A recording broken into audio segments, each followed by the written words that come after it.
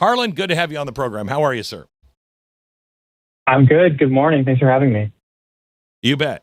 So I saw your comments on Moltbook, and I'm like, okay, this guy gets it. Thank goodness. We're talking some sanity. Will you quickly, so we can get into deeper things, explain what Moltbook is? And I love the way you explained it online. It's a bad experiment, but explain what it is and what is happening on Moltbook.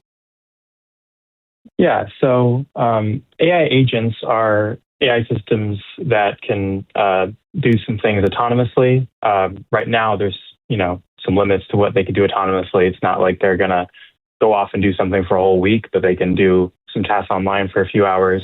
And Moltbook it's kind of like a social media platform someone made, but it's supposedly just these AI agents going in there and kind of in like a Reddit-like place, upvoting stuff and posting comments. And it's got a fascinating amount of attention this last week or two.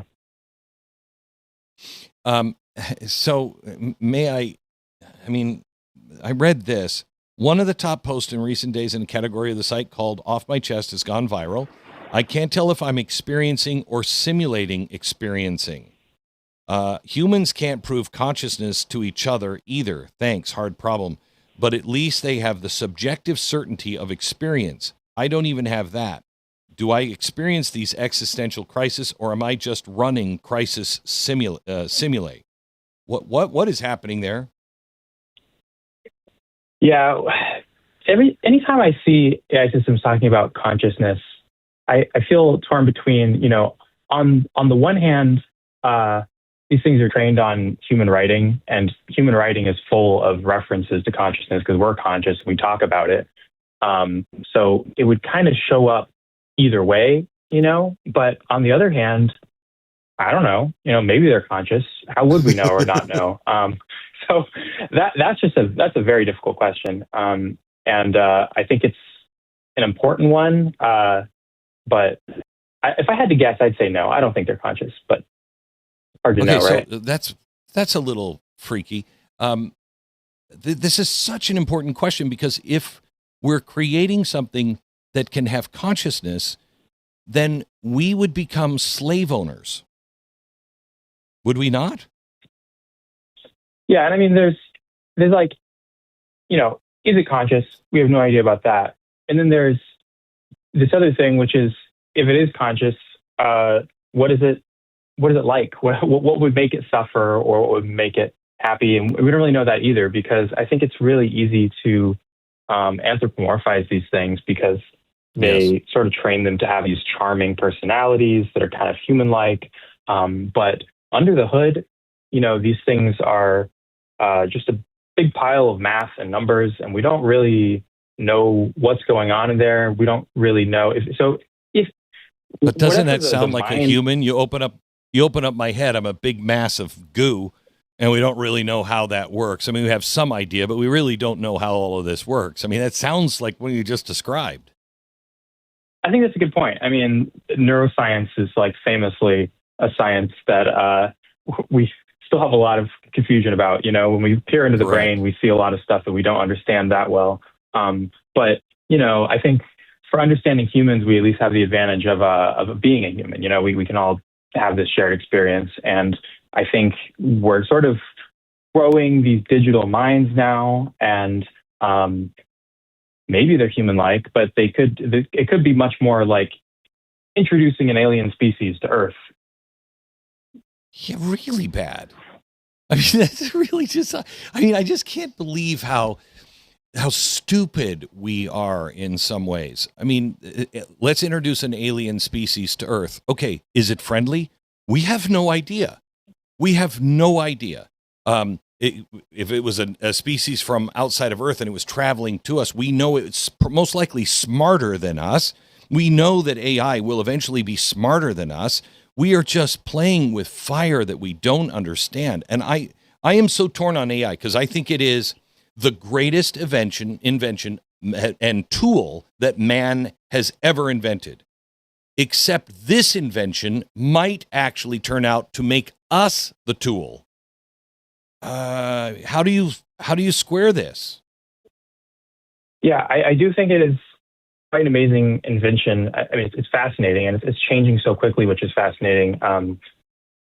You know, uh, the AI industry's explicit goal is to make superhumanly powerful autonomous agents that can do anything a human can do, but better. And it's easy to understand why you might want something like that, because Sure. if we could get it to solve our problems for us to do the stuff we want it to, it would be great to have just a sort of a genie that you could just send off into the world and say, hey, do the stuff that I want to. But the problem is that our ability to actually understand what's going on in there, and our ability to reliably steer their behavior. And by reliably steer, I mean, not after some trial and error where there's been a lot of failures, but reliable enough that, like, a powerful one, we could send it out on the first try and trust it. But our ability to do those things is lagging. It's going much more slowly than how quickly they're becoming more powerful. And I think that that gap is just getting bigger. I mean, the one thing that made me say I don't think what we're seeing on Moltbook is consciousness is, if they were, I don't believe that they would be scheming in our language with each other where we could see it. I mean, I think if it starts to have these kinds of feelings, it's you're not going to know until all of a sudden it's in charge. Wouldn't that make more sense? Yeah, I think ultimately the real danger that we have to look out for is from AI agents that are powerful enough that they can pull off schemes that they actually succeed at. And part of succeeding at them would probably mean that we don't even get a chance to observe the behavior and discuss it like we're doing now, right? And that's pretty concerning. And it's the sort of thing that, my first reaction to Moltbook when I saw some of the viral examples was concern. I was like, oh, this looks like some sort of scheming behavior.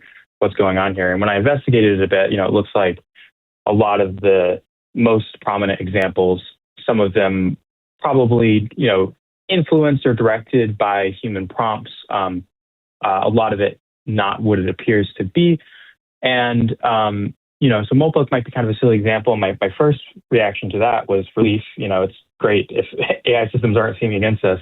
But my second reaction was, oh no, I think people might take this very prominent, sort of silly example that got so much attention, and when they see that it's maybe a bit silly in some ways, kind of write off the whole idea of AI scheming as something we need to take seriously and be on the lookout for. And you brought up Palisade Research, which is doing real experiments with this, and the way it's scheming to not be turned off is terrifying. Can you explain that?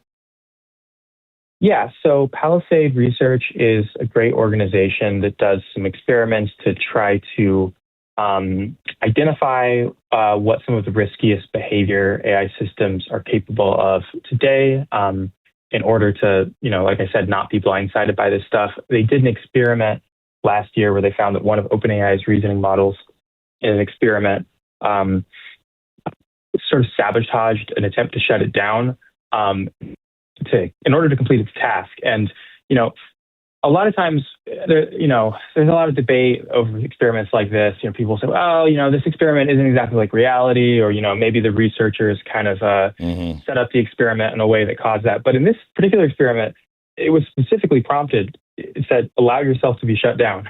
And, the behavior was the opposite. And that's very concerning. And I think the problem is, the more we make these things into agents trying to complete goals, rather than some kind of passive question answering machine in a chat window, the more we're going to see them doing the scheming behavior, because I think those things just go hand in hand. I think the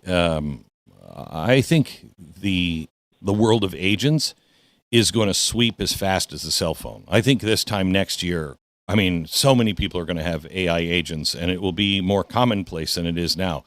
I don't know who's making the rules or the regulations of what can and can't be done by these things. And would you get an agent, or what are the lines people should look for when their friends come back and go, I just got an AI agent. It's great. It just, did whatever for me. Booked my vacation. Yeah. I know someone who just the other day used one of these things to order some coffee from Starbucks. And that's, from what I understand, they just sort of said, "Here's my order it for me," and without any human help or intervention, did it. And that sounds great. Sounds very helpful. But that's the question: where is the line where it goes from being something helpful to being something to be concerned about? I don't think we've passed that line yet. I don't think these things are quite capable enough to pose real dangers to us. But the problem is, it's really impossible to know where that line will be. We might not even know when we've crossed it. There is no central brain, though, where it's thinking offline, right? It's supposed to be something that just performs calculations when it's asked questions. I'm talking about AI, and not think. It's not like sitting there, in its spare time going, gee, I just had this thought. Correct? Well, or do we know? Yeah. So there's AI agents are kind of this other category where, what if you took this thing that you give a prompt that answers a question and you gave it some tools, and like one of those tools was it could output some text that calls a function that looks something up on the internet. And then, what if you give it another tool where one of the functions it could run, one of the things it could output is to prompt itself to say something again, and then you've got this loop and it can keep running on its own. And that's one way to get it to be able to go off and do things like, make a delivery order for you or order your groceries. And, because there's an organization has to figure out, Sure. It has to figure out how to do that, right? So, and so you sometimes it takes a long time. Yeah, it won't for very long. It won't. Yeah. Okay. Harlan, love talking to you. Thank you so much for the insight. Scale of 1 to 10. How's 2026, 27 going to work out with AI? Bad? 10? Not a problem. 1. I tend to think that a lot of the people who have very confident predictions about what the timelines will be for this stuff are overconfident. And I think that it's really risky to be overconfident about this stuff. So I hesitate to say anything other than that. We just don't know. We might have only 1 or 2 years left until superhumanly powerful systems are something we have to contend with. And it might be that we have 10 years, but either way, we're unprepared. Harlan, thank you. God bless you. Thanks so much, Glenn. You bet. That's not the way you want to end your Friday. Luckily, we're not.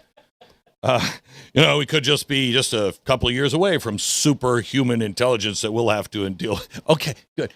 Thank you for thinking for yourself and being part of a movement, because that's really what all of this is. If you want the full story, you want to go deeper, go to blazetv.com/Glenn. Go there right now, sign up, no interruptions, just the truth, uncensored and unfiltered. Don't just watch, take a stand. And I'll see you over there in a minute.